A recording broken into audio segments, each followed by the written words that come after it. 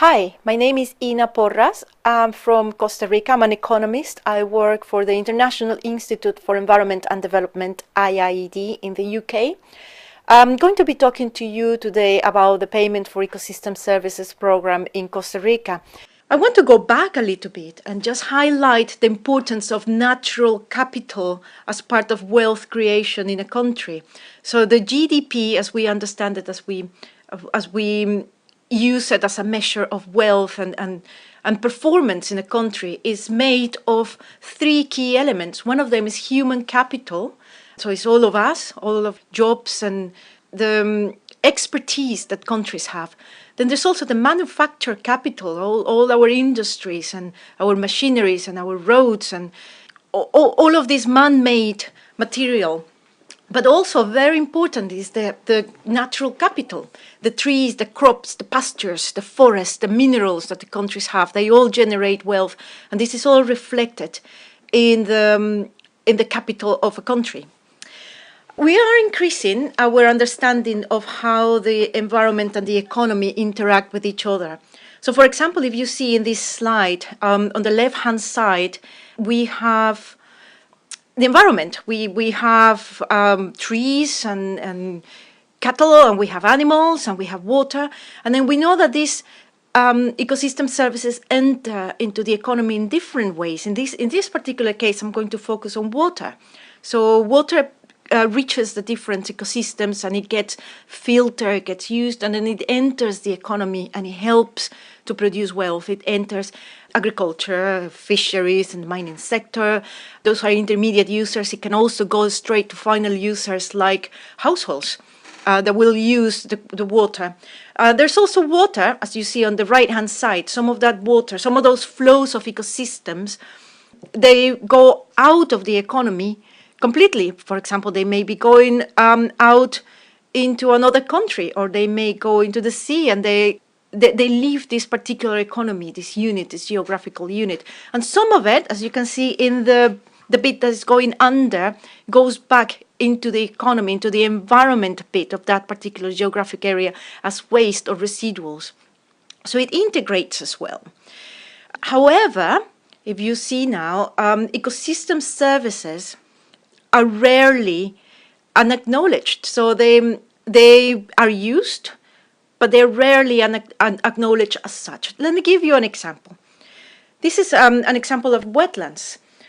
We have many of them. I know that in Canada we have quite a lot of wetlands, all of these Arctic landscapes. There's mangroves, all of these water ecosystems. They provide many services, for example, filtering the water and providing the better quality and for animals and for wildlife.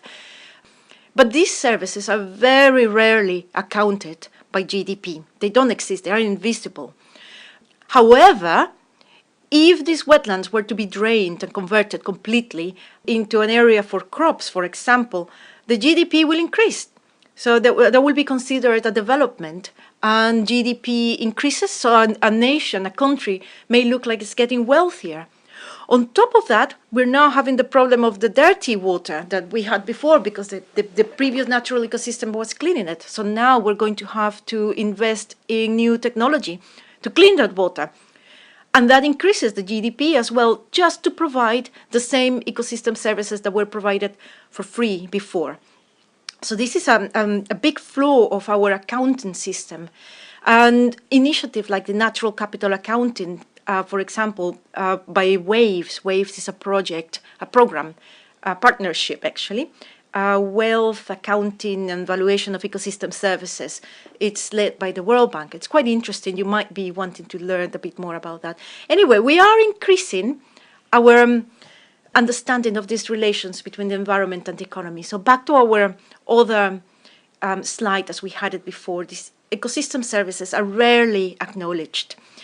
And on top of that, we tend to have these regulatory approaches that introduce restrictions and prohibitions in the way that people manage the land.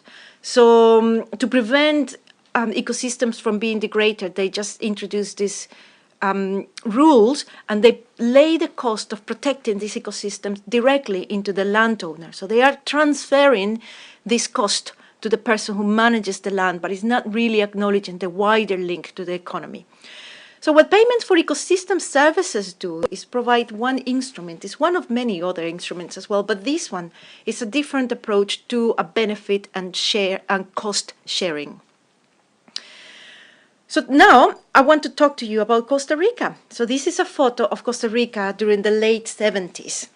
And that's a little photo of me back in 1977. So that's a little photo I managed to find from where I graduated from kindergarten. So that's my first degree, if I can say that. And that was Costa Rica, those mountains, the bare mountains. That's what I used to think it was normal. We had all this deforestation. It was really completely rampant. The forest was being cut at the fastest rate of deforestation in Latin America, and it was being converted or abandoned, really. And that's what I thought was normal. However, fast forward to 1995. These are my children. This is in our latest trip to Costa Rica. I'm based in Scotland, by the way. And Costa Rica, for any of you who have visited, I understand there's quite a lot of people from Canada who travel there. It's a very different story now. The country is covered. It's got over 52% of forest covered now, and it has undergone an incredible regreening of the whole landscape. For my children, they think that that's the normal. They cannot imagine the country looking any different. So what happened? What was it that caused that roller coaster fall and recover, the recovery process in the country? It is quite an interesting thing that we have been trying to understand and evaluate for many years. So this slide in here that I wanted to show you, I just wanted to put the payments, the introduction of the payments for ecosystem services within this context, this historical context of the country. We have forest decreasing at a fast rate because of many reasons, the context, there were many issues happening at the same time. But then it reaches a lowest point in the middle of the 80s, and things begin to change. That means that the deforestation rate begins to slow down. There were many different factors that affected. And at this time was when the payment for ecosystem services was introduced first. Whether the introduction of this payment caused that change to happen, I doubt it. I think that it just was one of many other reasons. But what it did, I think, is that it reinforced a change in the mindset of the country as such to understand the contribution of ecosystems to the economy and the importance that they had, and the sadness of the short-term vision of just converting and degrading the landscapes. So this is how the payment for ecosystem services was introduced in the country. And how does it work? So I'm going now back to my initial little slide with that shows the linkages between environment and the economy. And then the first point, there was a prohibition introduced in 1995, a revision of the forestry law, plainly and straightforward forbidden the conversion of any more forest. Any standing natural forest, it was illegal to cut it down. Would it work just like that? It wouldn't have. I think that anybody who has worked in illegal logging or understands how it will just not work. It's a massive incentive to cheat. So together with this, there was a whole new approach also introduced. So the new law also introduced rules to set up the program, the Payment for Ecosystem Services program, that also included rent capture. So where could a program like this, that will be creating an incentive for the landowners, capture rent to be able to pay for this for this money? So in this case, the Payment for Ecosystem Services law creates the rules to extract money from users, for example, water users, and also from polluters through a fuel tax, and also from international sources. So there will be a whole set of different sources and different economic instruments to try to capture this rent. A third point was the creation of an ecosystems fund, which will be collecting all of these multiple revenues from the multiple sources to try to provide financial sustainability. Again, it's had ups and downs, as most of the things, and funds get invested in in bonds and shares and international markets, and anyone who had any sort of savings during these past 10 years knows how well it has all gone. So these are all very important learnings as well for any of these initiatives. But this Ecosystems Fund tries to soften this long-term approach to conservation by providing different sources of funding.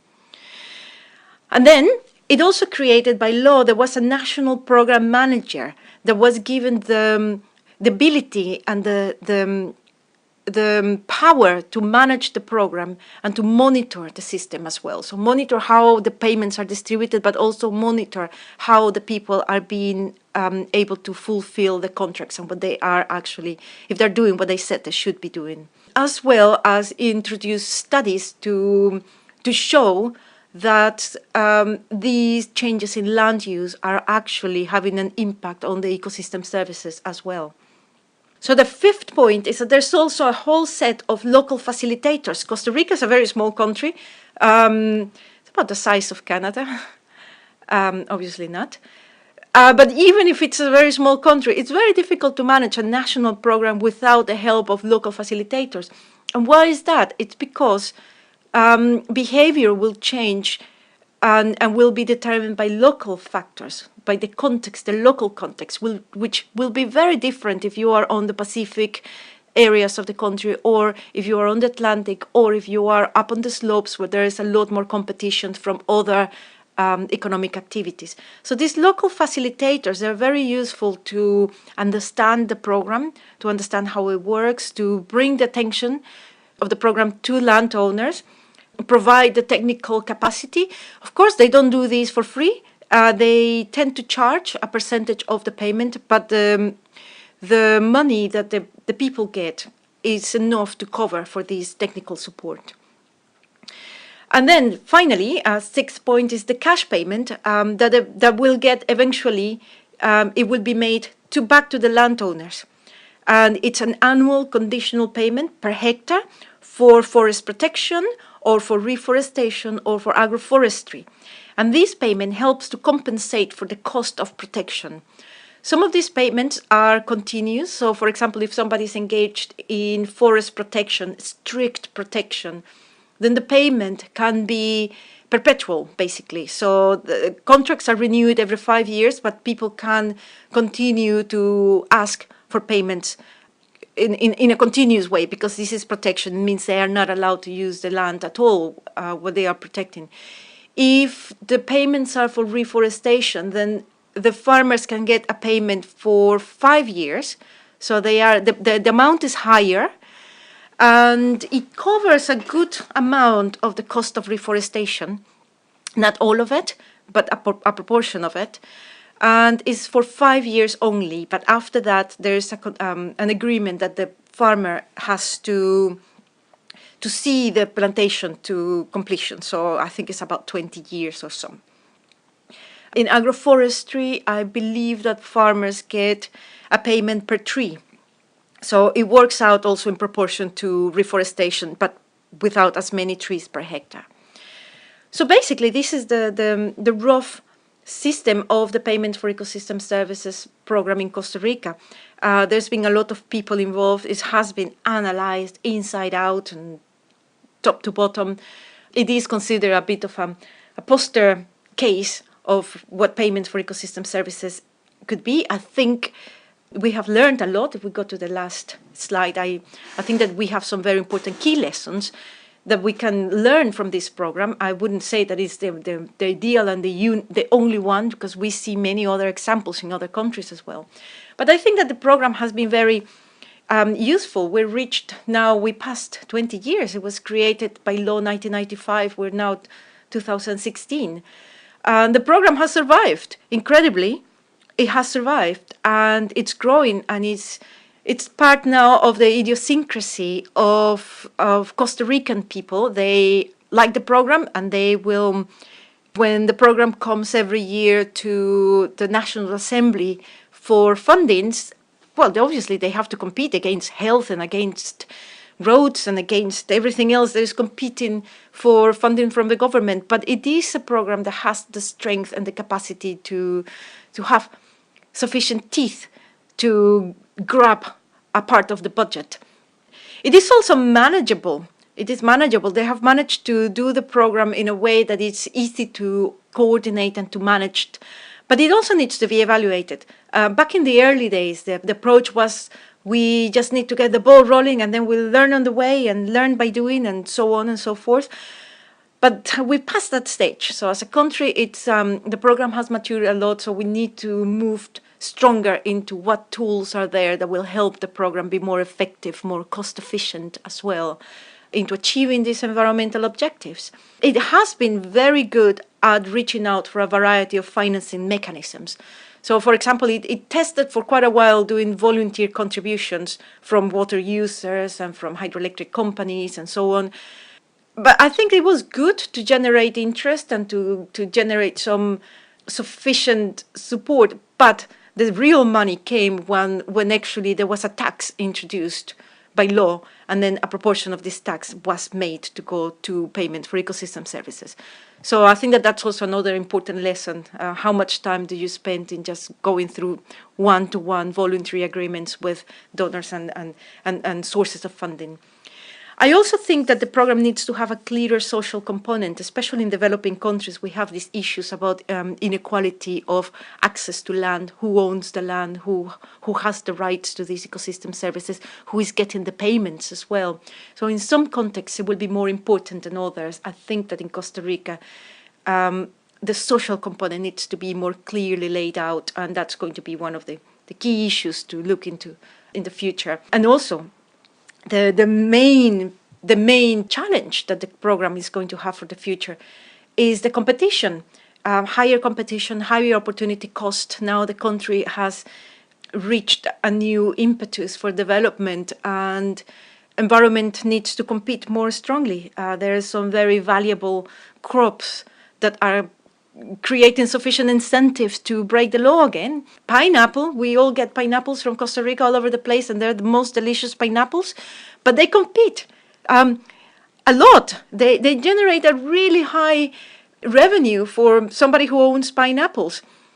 There's no competition. There's just no competition. Somebody getting a payment for ecosystem services, having somebody who is making money from pineapple, from exporting pineapple. Of course, you can't grow pineapples all over the country. Of course, not everybody who grows pineapple is going to be able to export to Europe. However, the point remains that the opportunity cost is increasing. So more and more, the payment for ecosystem services needs to go beyond just the environmental, just the forestry sector. It needs to look at what are the linkages to agriculture. It needs to look at the linkages to urbanization, for example. So all of these linkages have to be absolutely made clearer to have a program that is competitive and that delivers better ecosystems for everybody. So that will be my presentation. Thank you very much. Another very important point that I just want to highlight is that in a generation, there has been the biggest change in mentality that could be documented in any developing country, I believe. And this has to do with education. So let's not forget that a payment by itself will not do anything. You need to be complementing this with many other activities that go hand in hand with this, and thinking about the future generations, which really are what we should be caring for. Thank you very much.